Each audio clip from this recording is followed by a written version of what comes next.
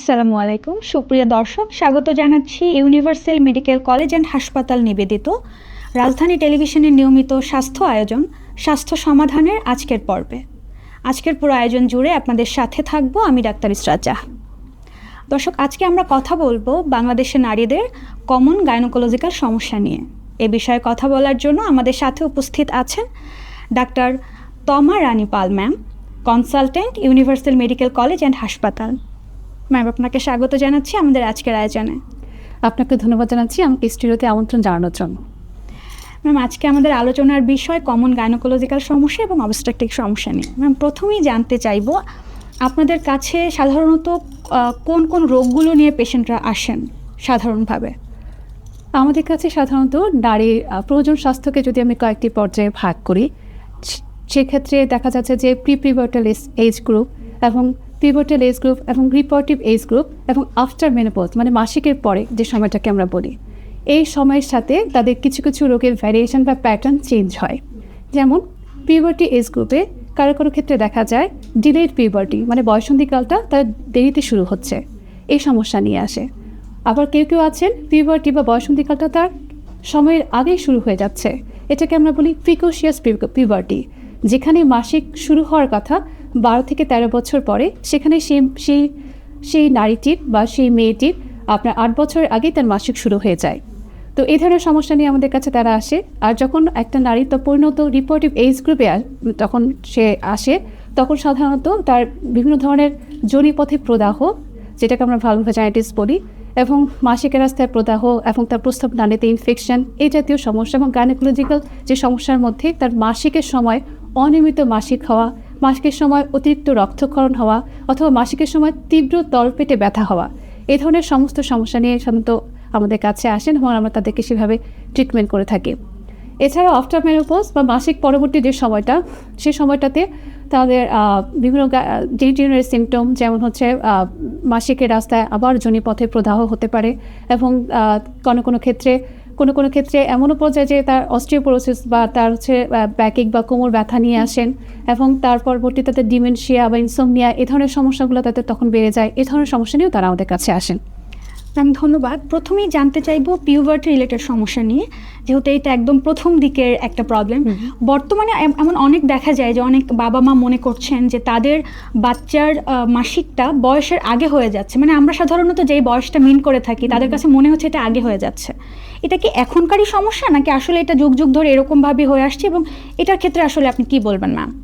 আচ্ছা, পিউবার্টি সাধারণত আমাদের মেয়েদের ক্ষেত্রে কিছুটা আগে শুরু হয়, 2-1 বছর আগে, ছেলেদের ক্ষেত্রে 2-1 বছর পরে শুরু হয়। তো নর্মাল আমরা যে পিউবার্টি যে সাইকেলটা শুরু হয় সেটা সাধারণত 10 থেকে 12 বছর থেকে শুরু হয়ে যায়। এর 5টা পর্যায় আছে। মাসিক হয় সবার শেষে।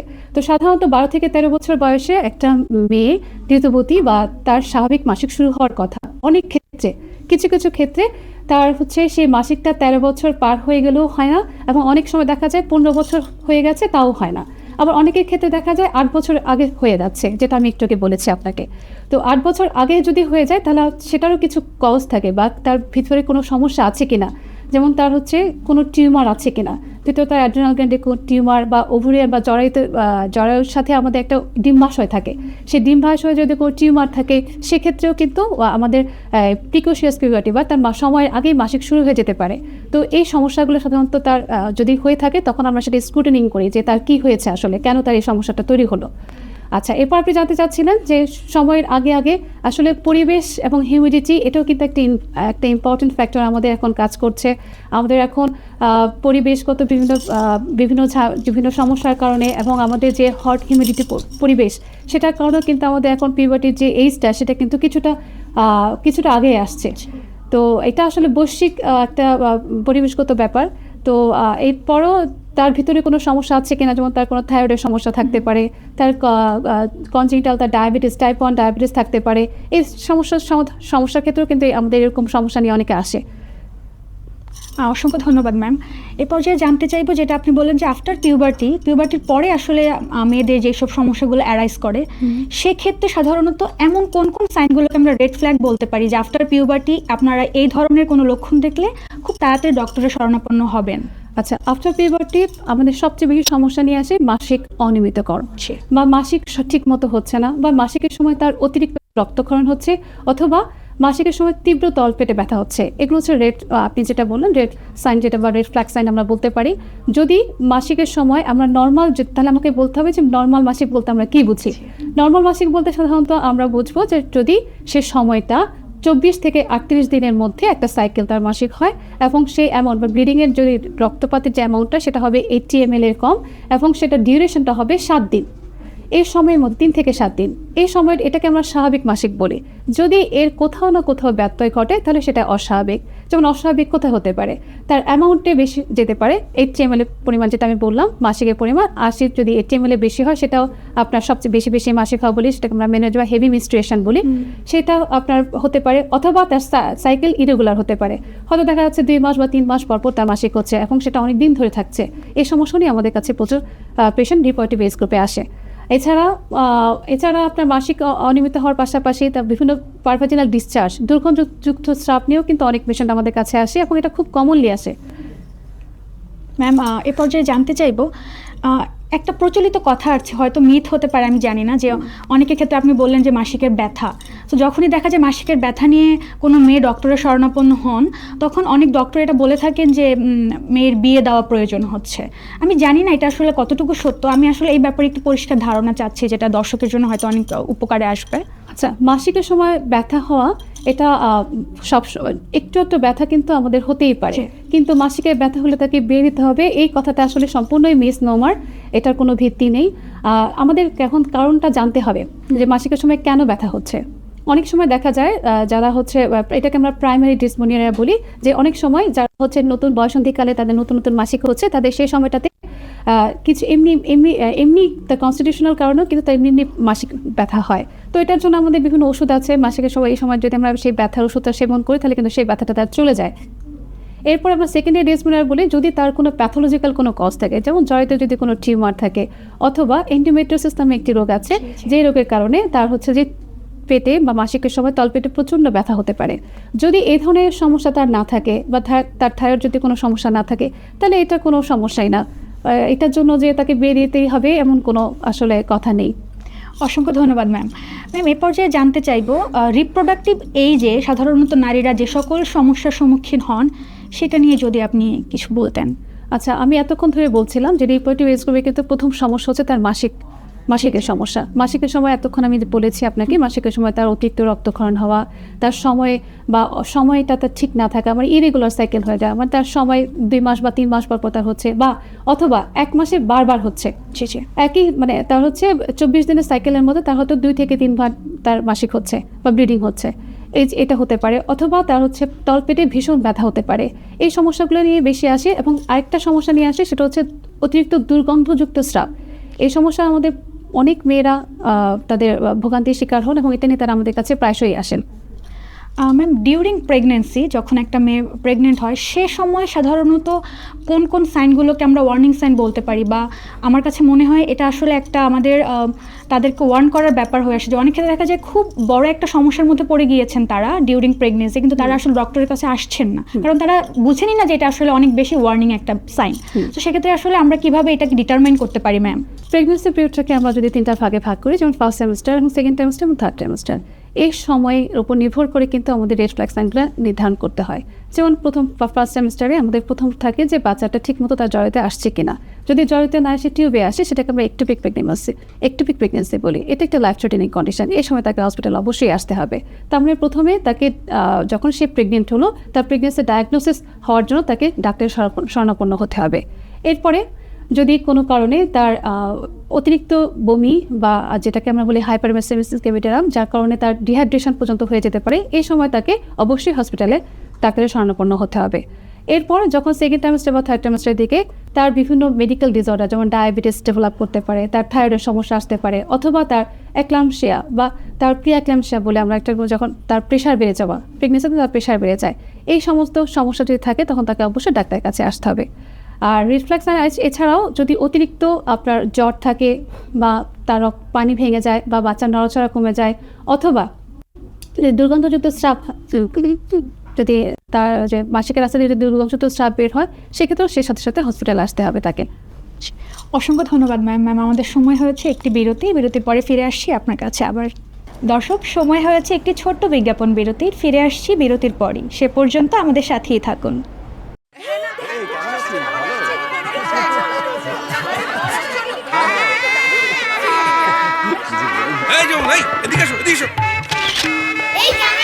আরে বিয়ে সাহেব যে রেস্ট নেন, মেয়ের বিদায়ের দিন, বাবা রেস্ট নিতে পারে। আরে আপনি বসেন। ঠিক আছে ঠিক আছে। এই না না না, তুই টেনশন করিস না মা।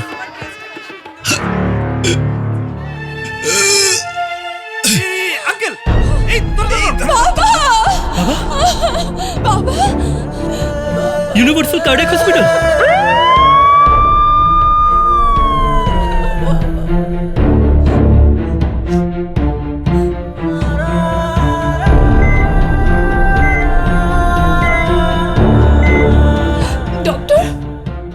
আপনার বাবার কি আগে কখনো বুকে ব্যথা হয়েছে?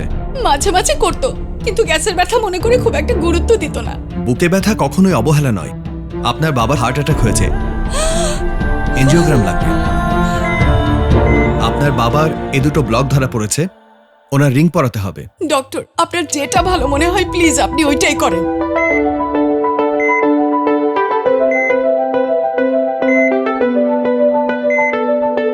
থাকুন নির্ভয়ে, আছে হৃদরোগের বিশ্বমানের চিকিৎসা সেবা। Universal cardiac hospital. বাবা, কাঁদছিস কেন পাগলি? আমি তো ভালো হয়ে গেছি। ইউনিভার্সাল কার্ডিয়াক হসপিটাল আছে আমার পাশে, ওরা আমার হৃদয়ের বন্ধু।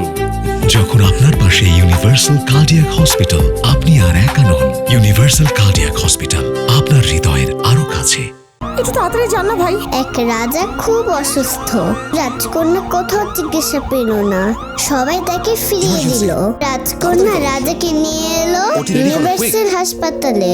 আমার বাবা মার দিন রাত এভাবেই কাটে। বিশ্বাস হলো না তোমার? দাঁড়াও দেখাচ্ছি। সুপারহিরো ডাক্তার, নার্স এবং আধুনিক সব যন্ত্রপাতি নিয়ে universal medical college and hospital দিনরাত 24 ঘন্টায় নিয়োজিত আছে আপনার সেবায়। Universal medical college and hospital, চাই হাসি মুখ সবার।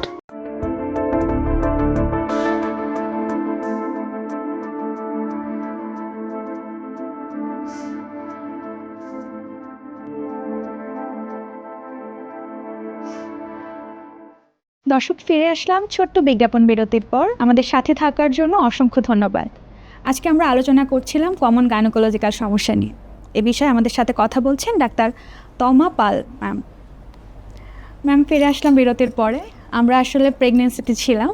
ম্যাম, এই পর্যায়ে জানতে চাইবো, একজন প্রেগনেন্ট মায়ের জন্য একজন গাইনোকোলজিস্ট হয়ে আপনার কী কী পরামর্শ থাকবে ডেলিভারির আগে এবং ডেলিভারির পরে? সাধারণত একটি প্রেগনেন্সি পিরিয়ড, একটা মা হওয়া জার্নিটা কিন্তু একজন মায়ের জন্য খুব গুরুত্বপূর্ণ একটা সময়। এই সময় ডেলিভারির আগে এবং ডেলিভারির পরে অনেক ধরনের জটিলতার সম্মুখীন অনেক রোগী হয়ে থাকে। সাধারণত ডেলিভারির আগে শেষ সময়ে আমাদের মায়েদের বাচ্চার নড়াচড়া কমে যাওয়া বা তার পানি ভেঙে যাওয়া অথবা তার খিঁচুনি বা ক্ল্যাম্পশা যেটাকে আমরা বলি সেটা হতে পারে। এই সময় অবশ্যই তাকে ডাক্তারের শরণাপন্ন হওয়া উচিত। আর আমাদের লক্ষ্য থাকা উচিত সব ইনস্টিটিউশনাল ডেলিভারি, মানে আমাদের বাসায় কখনো ডেলিভারি করানো উচিত না।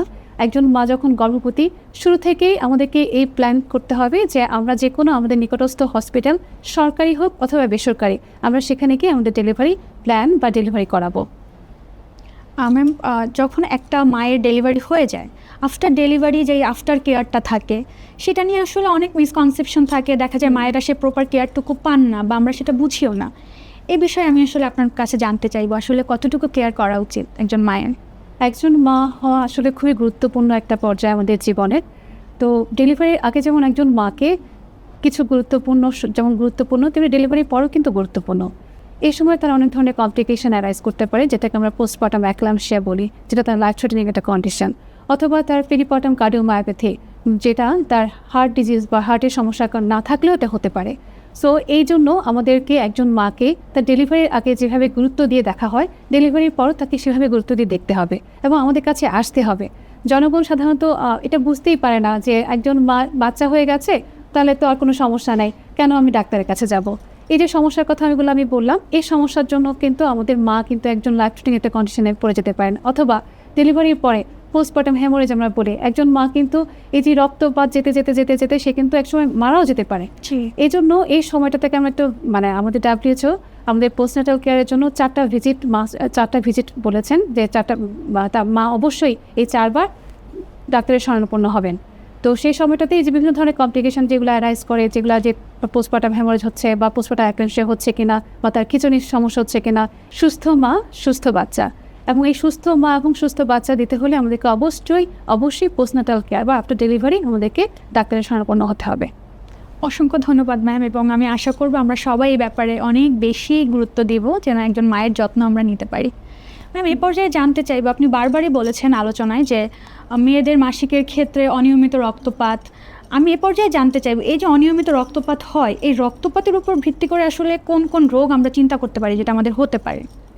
আচ্ছা, সাধারণত মাসিকের সময় অতিরিক্ত রক্তক্ষরণ অনেকগুলো কারণে হয়ে থাকে। যেমন খুব সাধারণ একটা কমন ডিজিজ যেটা আমাকে বলি জরায়ুতে টিউমার হওয়া বা ফাইব্রয়েড, এই সমস্যা যদি থাকে তাহলে কিন্তু তার অতিরিক্ত মাসিকের সময় অতিরিক্ত রক্তক্ষরণ হবে। এবং এছাড়াও তার অ্যাডেনোমায়াসিস নামে একটি সমস্যা আছে, যেটা হচ্ছে জরায়ুর তার ওয়াল যেটা আছে, আমরা যেটাকে জরায়ুর ওয়াল বলি, সেখানে যদি তার হচ্ছে মাংসপেশিতে যদি তার রক্ত জমাট বাঁধে এবং সেখান থেকে তার হচ্ছে মাংসপেশিটা যখন এন্ডোমেট্রিসিসের কারণেও হতে পারে, অথবা তার এডেনোমায়াসিস যদি মাংসপেশিতে যদি তার হচ্ছে ছোটো ছোটো যে রক্তের দলাটা মাসিকের সময় হয় সেটা যদি জমা হয়, সেক্ষেত্রেও কিন্তু তার অনেক সময় অতিরিক্ত রক্তক্ষরণ হতে পারে। তবে নর্মালি বা কমনলি সাধারণত ফাইব্রয়েড বা টিউমারের কারণে সবচেয়ে বেশি রক্তক্ষরণ হয়ে থাকে, যেটাকে আমরা ফাইব্রয়েড বলি। ম্যাম, এই যে ফাইব্রয়েড বা টিউমার কথাটা শুনলে কিন্তু আমাদের মনে একটা ভয় ঢুকে যায়। অনেক ক্ষেত্রে ডক্টরটা শরণাপন্নও হতে চাই না পরবর্তীতে যখন ডায়াগনোসিস হয়ে যায়, যে আমি মনে করি এখনই বোধহয় আমার একটা অপারেশন হয়ে যাবে। আমি জানতে চাইবো ফাইব্রয়েড মানে কি অপারেশন করতে হয় নাকি এটা অন্য কোনো ওয়ে আছে এটাকে প্রতিরোধ করার? না, ফাইব্রয়েড একটা কমন টিউমার আমাদের নারীদের জন্য যারা রিপ্রোডাক্টিভ এজ গ্রুপে আছেন। তো এক্ষেত্রে ফাইব্রয়েডের এখন এটা নির্ভর করছে ফাইব্রয়েডটা কোথায় আছে, তার সংখ্যা কেমন, এবং সে কোন পর্যায় থেকে সে কী ধরনের সিমটম তৈরি করছে। যদি দেখা যায় খুব ছোট ফাইব্রয়েড কিন্তু সে অতিরিক্ত রক্তক্ষরণ করছে, সেক্ষেত্রে কিন্তু আমাদের অপারেশনে যেতে হবে। কিন্তু দেখা যায় যে অনেক বড় ফাইব্রয়েড কিন্তু কোনো রক্তক্ষরণ করছে না, মা দিব্যি ভালো আছেন, কোনো কিছু বুঝতে পারছেন না, সেক্ষেত্রে কিন্তু আমাদের কোনো অপারেশনের কোনো প্রয়োজন নাই। তো সেটা এই জন্য বলছি যে ফাইব্রয়েডের অবস্থানের উপর নির্ভর করছে বা তার সংখ্যার উপর নির্ভর করছে যে সেটা কতখানি সিমটোমেটিক এবং আমাদের কী ধরনের ম্যানেজমেন্টে আমরা যাব। সাধারণত ফাইব্রয়েডের আমরা মেডিকেল ম্যানেজমেন্ট যেরকম আছে তেমনি সার্জিক্যাল ম্যানেজমেন্টও আছে। মেডিকেল ম্যানেজমেন্টে আমাদের কিছু ওষুধ আছে বা ড্রাগ আছে যেগুলো সাধারণত ছোটো ছোটো ফাইব্রয়েড বা ছোটো ছোটো টিউমার হলে আমরা সেক্ষেত্রে ইউজ করতে পারি। সাধারণত যদি 4 সেন্টিমিটারের ছোটো যদি ফাইব্রয়েড হয়ে থাকে বা সেটা সিমটম যদি কম থাকে তাহলে কিন্তু সেটা ওষুধের মাধ্যমেই ভালো হয়ে যায়। আর এরপরে যদি অতিরিক্ত রক্তক্ষরণ থাকে বা জরায়ুর যদি আকৃতি যদি বড় হয়ে যায় এবং যদি এটা কোনো ইনফার্টিলিটি বা বন্ধ্যাত্বের কারণ হয়, সেক্ষেত্রে আমাদের তো কখন অপারেশনের দিকে যেতে হয়, সেটাকে আমরা মায়োমেক্টমি বলি। এবং সেটা দুইভাবে করা যায়, সেটা হচ্ছে আমাদের যে মিনিমাল ইনভেসিভ বা আধুনিক পদ্ধতি আমরা চিকিৎসা পদ্ধতি বলি, সেটা হচ্ছে মিনিমাল ইনভেসিভ সার্জারি। সেটা একটি পদ্ধতি হচ্ছে হিস্টেরোস্কোপি। সেই হিস্টেরোস্কোপির মাধ্যমে কিন্তু আমরা ফাইব্রয়েড টিউমারকে রিসেকশন করে নিয়ে আসতে পারি। ম্যাম, ধন্যবাদ। ম্যাম, এ পর্যায়ে জানতে চাইবো যখন একজন নারীর মাসিক বন্ধ হয়ে যায়, মাসিক বন্ধ হওয়ার পরবর্তী সময়ে আসলে সে কী কী সমস্যার সম্মুখীন হতে পারেন? আচ্ছা, আমাদের নারীর প্রয়োজন স্বাস্থ্যের ক্ষেত্রে আফটার মেনোপজ বা মাসিকের পরবর্তী যে সময়টা কিন্তু খুব গুরুত্বপূর্ণ। এই সময় একটু বার্ধক্যের দিকে আমরা যেতে থাকি এবং এই সময় কিন্তু আমরা পারিবারিকভাবে একটু ডিস্টেন্স বা দূরত্বের মধ্যে থাকি। তো এক্ষেত্রে মানসিক এবং শারীরিকভাবে ভালো থাকার জন্য আমাদের কিছু করণীয় আছে। আমরা যদি সামাজিক কাজকর্মগুলোকে বাড়িয়ে দিই তাহলে কিন্তু আমাদের এই সিমটমগুলো কমে যাবে, বা আমাদের যে লোনলিনেস এবং একাকিত্ব সে সমস্যাটা কিন্তু অনেকখানি সমাধান হয়ে যাবে যদি আমরা যদি সামাজিক বিভিন্ন কর্মকাণ্ডগুলোতে অংশগ্রহণ করি। এটি আমাদেরকে মানসিকভাবে যেরকম উৎফুল্লিত করবে বা আমাদেরকে মানসিকভাবে যেরকম আপগ্রেড করবে, পাশাপাশি রোগের ক্ষেত্রেও কিন্তু আমাদেরকে অনেকখানি ভালো রাখবে। যেমন আফটার মেনোপজ আমাদের কিছু করণীয় আছে, যেমন বেশি বেশি আমাদের ক্যালসিয়াম সমৃদ্ধ খাবার খাওয়া, 1 গ্লাস দুধ, 1টা ডিম, 1টা কলা রেগুলার খাদ্য তালিকায় রাখা, এবং পাশাপাশি এক্সারসাইজ করা। আমার ওজনটা যেন নিয়ন্ত্রণে থাকে, আমার যেন এবং আপনার 30 মিনিট ঘাম ছড়ানো হাঁটা, এটা আমাকে এই প্রত্যেক যে আমাকে রুটিন সেই রুটিনটা যদি আমি মেনে চলি তাহলে কিন্তু আমার শরীরে যে ঘাটতিগুলো আফটার মেনোপজ আমাদের শরীরে যে ঘাটতিগুলো থাকে সেগুলো কিন্তু অত সহজে সিমটোমেটিক হয় না বা তার উপসর্গগুলো কিন্তু কম হয়। ধন্যবাদ ম্যাম। এ পর্যায়ে জানতে চাইবো এই যে নারীর যে একটা পুরো জার্নি, এই পুরো জার্নিটাই আসলে একটা কঠিন জার্নি। সো এক্ষেত্রে আসলে প্রথম থেকে জীবনের প্রথম দিক থেকে নারীদের আসলে কোন কোন বিষয়গুলোর উপরে নজর রাখা উচিত যাতে সে সারা জীবন একটা হেলদি লাইফ লিড করতে পারে, গাইনোকোলজিক্যাল দিক থেকে যে প্রবলেমগুলো অ্যারাইজ করে সেগুলো সে মিনিমাল করতে পারে? স্যার ম্যাম এক্ষেত্রে কী পরামর্শ থাকবে আপনার? আচ্ছা, নারীর প্রয়োজন স্বাস্থ্য ভালো রাখার জন্য আমাদের শুরু থেকেই আসলে প্রথম প্রয়োজন একটি নিয়মিত শৃঙ্খলাবদ্ধ জীবন, যেখানে অবশ্যসময় খাবার খেতে হবে, নিয়মিত হাঁটতে হবে এবং আমার মাসিকের সময় প্রয়োজনীয় যে স্বাস্থ্য ব্যবস্থা যেমন পার্সোনাল হাইজিন মেনটেন করা, এটাকে আমাকে ইনশিওর করতে হবে। আমরা অনেকেই আছি যারা মাসিকের সময় এখনও অনেক মেয়েরা তারা কাপড় ইউজ করে। মাসিক স্বাস্থ্য বা প্রতি মাসে আমাদের একটি মেয়ে যখন তার রেগুলার সাইকেলে মাসিক হয় সেই সময়টাতে আমরা অনেক সময় স্যানিটারি ন্যাপকিন ইউজ করি না। তো এই স্যানিটারি ন্যাপকিনের ইউজের জন্য আমাদের কিন্তু সামাজিক একটা ট্যাবু আছে, আমরা লজ্জা বোধ করি, আমরা দোকানে যেয়ে কিনতে পারি না। তো আমি সেখান থেকে আমি বলবো যে আপনারা এই ভয় বা এই লজ্জা থেকে বেরিয়ে আসুন, আপনাকে নিজেকে সুস্থ রাখতে এবং আপনি নিজে ভালো থাকার জন্য অবশ্যই স্যানিটারি ন্যাপকিনটা ইউজ করবেন। অনেক সময় আমরা দেখি যে স্কুল কলেজে মেয়েরা তার মাসিকের সময় যেতে ভয় পায়। কেন ভয় পায়? যদি কোনো অঘটন ঘটে। তো এই ধরনের আমি বলবো যে আপনাদের স্কুল সহপাঠী আছে যারা আছেন বা তাদের স্কুল টিচার আছেন, তারা অবশ্যই মেয়েদেরকে এই স্বাস্থ্য সচেতনতা অবশ্যই দেবেন যে মাসিকের সময়ে তারা যেন নির্ভয়ে স্কুল করতে পারে, তারা যেন অফিস গোয়িং যারা মেয়েরা আছেন তারা যেন অফিসে যেতে পারে, তাদের যে সমস্যাগুলো হয় সেই সমস্যার সমাধান যেন তাদের সাথে থাকা যে তাদের বন্ধুরা আছেন বা তাদের কলিগরা আছেন তারা যেন তাদেরকে হেল্প করেন। অসংখ্য ধন্যবাদ এত সুন্দরভাবে নারী স্বাস্থ্য নিয়ে আলোচনা করার জন্য। আশা করি দর্শকরা অনেক উপকৃত হবেন। ম্যাম এ পর্যায়ে আমরা আসলে শেষের দিকে চলে আসছি আমাদের আয়োজনের। আপনি যে দর্শকের উদ্দেশ্যে কিছু বলতে চান? একটি সুশৃঙ্খলিত জীবনে পারে আপনার সুন্দর স্বাস্থ্য এবং আগামীর ভবিষ্যৎকে নির্ধারণ করতে। নারী প্রয়োজন স্বাস্থ্যে আপনি যদি সুন্দর এবং নিজেকে ভালো রাখতে চান অবশ্যই প্রতি মাসে মাসিক স্বাস্থ্যটিকে গুরুত্ব দিবেন এবং আশা করছি আপনারা সবাই স্যানিটারি ন্যাপকিন ইউজ করবেন এবং কোনো সমস্যা হলে অবশ্যই ডাক্তারের শরণাপন্ন হবেন। দর্শক, নারী স্বাস্থ্য কোনো অবহেলার বিষয় নয়, নারী আমাদের সমাজের একটি বড় অংশ। নারী স্বাস্থ্যর গুরুত্ব না দিলে আমরা সুস্থ স্বাভাবিক মা পাবো না, তাহলে আমাদের সমাজের একটা বড় অংশ চলে যাবে নিমজ্জিত হয়ে। আপনাদের সকলে সুস্বাস্থ্য কামনা করছি। পরবর্তী অনুষ্ঠান দেখার আমন্ত্রণ জানিয়ে শেষ করছি আজকের পর্ব।